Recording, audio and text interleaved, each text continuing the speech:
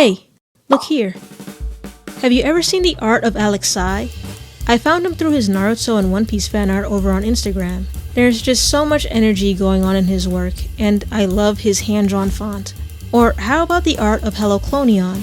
The casual wear designs are really fun, especially when the outfits still match the character's actual clothes or personality.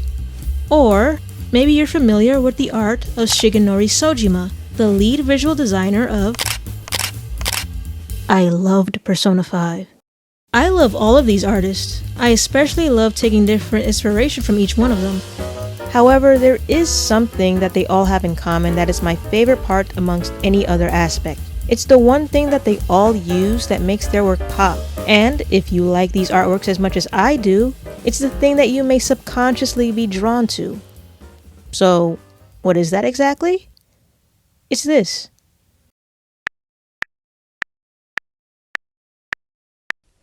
And in this video, I'd like to explore why.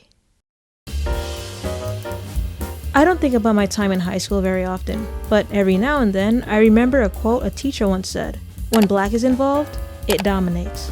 It had nothing to do with the algebra that was on the board, and he was referring to black coffee and but black as a color embodies exactly what he said, because black makes an impact. I did a small study with some old drawings that I found. I traced over them with a monoline brush. Then, on a separate layer, I painted in parts black to indicate a secondary color. Now here are both versions separated.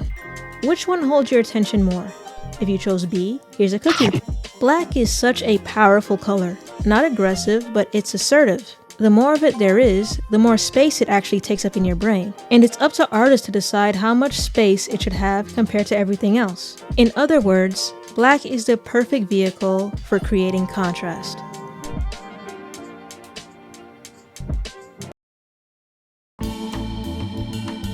In a lot of his illustrations, especially the official art of Persona 5, Shigenori Soejima uses black as a dominant space, or the negative space. He also makes a contrast hierarchy with the amount of each color he uses. Black and red are mostly equal, with black mainly taking the lead, and then there's grays or whites to buffer them. This type of art style is really effective when it comes to minimal color palettes. Now here's the art of Mel Tao, an accomplished designer and illustrator who uses black similarly. They're like giant carved blocks alongside the other colors. It's almost like she's drawing paper cutouts, and I just find it really pretty. But let's pivot and apply this to another more common art style. Ever heard of cell shading? Looking at my past artwork, inking was not my forte. But one thing that stayed consistent and reasonably nice looking was my cell shading. Originated from traditional animation, cell shading is a simple way to establish a light source in your drawing, in which you use planes of a single color for shadow. And it's a really popular way of rendering even today, especially if you're new. Here's another old drawing study. This time I established a somewhat sloppy light source by using a different color.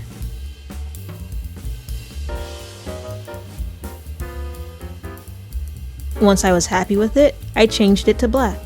So how do these two versions differ from each other? At some point I realized that the methodology behind cell shading and shading with ink is essentially the same thing.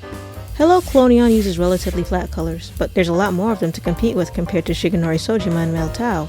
The black cell shading not only blocks out the different hues, but also elevates their presence and even adds a three-dimensional form. It's just like cell shading, but more in your face about it. When an artist draws predominantly in black, no matter what it's paired with, it does a lot of the heavy lifting. Inking is kind of like traffic lights. The green light is the line, it's what makes your eyes traverse the whole drawing, and the red light is the shape. They demand the viewer's attention, and because of that, they allow time for your eyes to rest, like landmarks or guidelines that tell you where to look next. It's the juxtaposition that highlights different aspects of the drawing and puts it there in one cohesive canvas. It's these design choices that makes drawings with so much black in them look so attractive to the eye. Now, take all that information that I just told you. Imagine if your favorite artist didn't know or care about any of that.